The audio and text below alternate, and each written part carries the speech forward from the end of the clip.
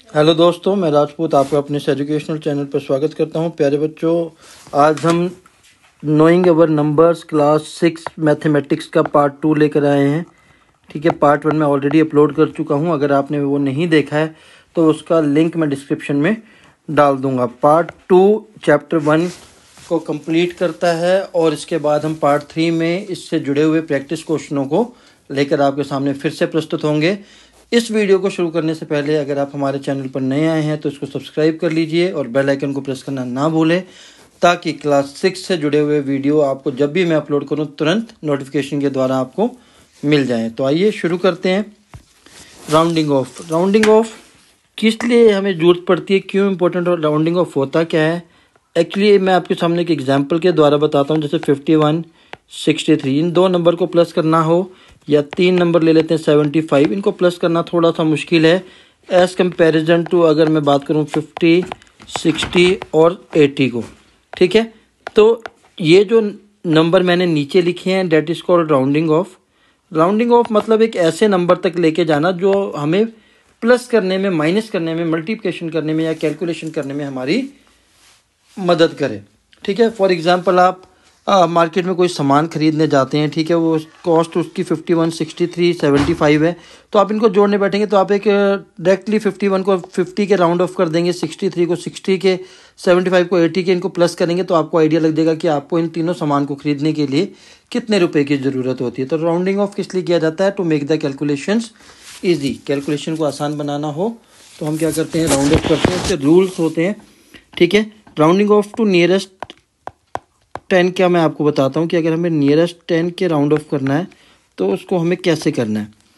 तो आपको एक चीज़ हमेशा ध्यान रखनी है, जिस डिजिट की बात हो रही है आपको पता होगा 1s, 10s, 100, 1000 एंड 10,000। ठीक है, जब भी जिस नंबर के राउंड ऑफ करना है, जैसे यहाँ पर राउंड ऑफ टू नियरेस्ट 10 करना है। ठीक है, तो 10 हमारा ये वाला है, तो हमें उससे एक पहले वाली डिजिट को देखना है। ठीक है, अगर नियरेस्ट 100 करना हो, ठीक है, मान लो नियरेस्ट 100 करना हो तो हम 10s वाले डिजिट को देखेंगे।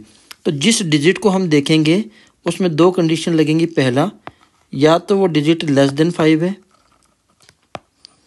यानी कि 1, 2, 3, 4 या 0 भी। ठीक है, दूसरी कंडीशन क्या है? इक्वल टू 5 और greater than 5। Greater than 5 means क्या हो सकता है? 5, 6, 7, 8, 9 इनमें से कोई डिजिट हो। ठीक है, या तो इन 5 में से डिजिट हो या इन 5 में से कोई डिजिट हो। तो आपको करना क्या है? एक एग्जांपल लेते हैं 64 और 66 का। ठीक है, इसमें हमें राउंड ऑफ करना है नियरेस्ट 10। 10th डिजिट हमारी 6 है, यानी कि उससे एक पहले वाली डिजिट देखेंगे। इसमें 4 है, यानी कि लेस देन 5 है। जब भी 5 से कम हो तो आपको क्या करना है? जिस डिजिट को हम देख रहे हैं उसको 0 कर देना है, और अगर उससे आगे कोई डिजिट है तो उनको भी 0 कर देना है। अगर वो डिजिट 5 से छोटा है तो जिस डिजिट के हम नियरेस्ट 10 के राउंड ऑफ कर रहे हैं ना, तो उस डिजिट को हमें एज इट इज़ ही लिख देना है। ठीक है, अगर वो डिजिट जैसा इस केस में 5 से बड़ा है तो इस डिजिट को भी यहाँ पर 0 लिखना है। ठीक है, जिस डिजिट को हम देख रहे हैं उसको 0 लिखेंगे, बट 10s वाले डिजिट में हम क्या कर देंगे? +1 कर देंगे। यही एक फ़र्क है। अगर तो 5 से छोटा है तो उस डिजिट को 0 कर दीजिए, और जिस डिजिट के राउंडिंग ऑफ के लिए पूछा है, जैसे इसमें टू नियरेस्ट 10 पूछा है, तो उसमें उसको कुछ भी आप चेंज नहीं करेंगे। बट अगर वो 5 से बड़ा है तो 10th डिजिट में आपको +1 करना है। अब एक और एग्जांपल ले लेते हैं, राउंडिंग ऑफ टू नियरेस्ट 100। ठीक है, नियरेस्ट 100 के लिए क्या करना है? जब भी मैंने कहा अगर 100 की बात करेंगे तो हम 10s वाला डिजिट देखेंगे। तो एक एग्जांपल ले लेता हूँ 764 या 52 ले लेते हैं। 760 यहाँ पर 36 कर लेते हैं, 736 कर लेते हैं। ठीक है, हमें नियरेस्ट 100 करना है तो हमें डिजिट कौन सा देखना है? 10s वाला। ठीक है, इसमें 5 है, मैंने क्या कहा था? अगर 5 है तो +1 करना है। 5 को देखेंगे तो इन दोनों डिजिट को आपको 0 कर देना है। हम 5 को देख रहे हैं तो इसको भी 0 करना है, और उससे आगे जितने डिजिट हैं सबको 0 करना है। पर अगर ये 5 या 5 से बड़ा है तो इसमें 100 वाले डिजिट में +1 कर देना है। सेकंड में देखिए 3 है, 5 से छोटा है, तो 3 तो 0 होगा, 3 से आगे जितने भी डिजिट हैं वो भी 0 हो जाएंगे और 100 वाले डिजिट में कोई भी चेंज नहीं होगा। तो यही 2 रूल है, <5, ठीक है, और इक्वल टू और ग्रेटर देन 5, ठीक है। तो आपको ये आशा करता हूँ समझ में आ गया होगा। चलिए, estimating the sum product difference, estimate करना, अंदाज़ा लगाना, ठीक है। अंदाजे लगाने के लिए हमें किस चीज़ की ज़रूरत होती है? राउंडिंग ऑफ की। सिंपल सी चीज़ है। फॉर एग्जांपल, एक एग्जांपल लेता हूँ, यहाँ पर 3 चीज़ें की हैं, सम यानी प्लस, प्रोडक्ट मतलब मल्टीप्लाई, डिफरेंस मतलब माइनस, ठीक है। एक एग्जांपल ले लेते हैं। मान लीजिए कोई चीज़ आप मार्केट में जाते हैं, उसकी कॉस्ट है 5263 रुपीज़, और एक आइटम ऐसा है जिसकी कॉस्ट है 17,983। आपको एस्टिमेट करना है कि आपका कितना खर्चा हो सकता है। तो आप एक मोटा मोटा एग्जांपल, एक अंदाज़ा कैसे लगाते हैं? मान लीजिए 5000, तो आप इसको 5000 ले लेते हैं और इसको 18,000 के इक्वल मान लेते हैं कि चलो ये 5000 ले लेते हैं, इसको 18, तो आप आइडिया लगा सकते हैं 23,000 के अप्रोक्सीमेटली खर्चा मेरा होने वाला है। कुछ ऊपर होगा या नीचे होगा, बस एक एस्टिमेट लग गया, अंदाज़ा लग गया। तो अंदाज़ा लगाने के लिए भी, एस्टिमेशन के लिए भी हमें राउंडिंग ऑफ आना चाहिए। ये थी प्लस की बात।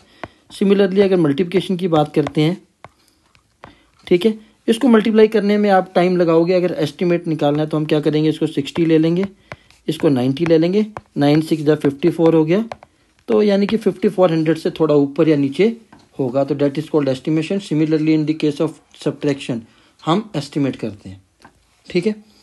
चलिए, ब्रैकेट्स बहुत इंपॉर्टेंट है।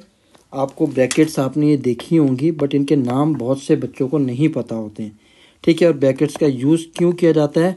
To avoid the confusion. Simple, पहली चीज़ है to avoid the confusion, avoid confusion. Second thing is to make the calculations easy and faster, ठीक है।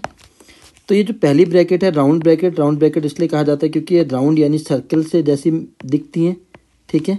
और इसका दूसरा नाम क्या है? पैरेंथेसिस, ठीक है, पैरेंथेसिस, ठीक है। इसका नाम क्या है? पैरेंथेसिस।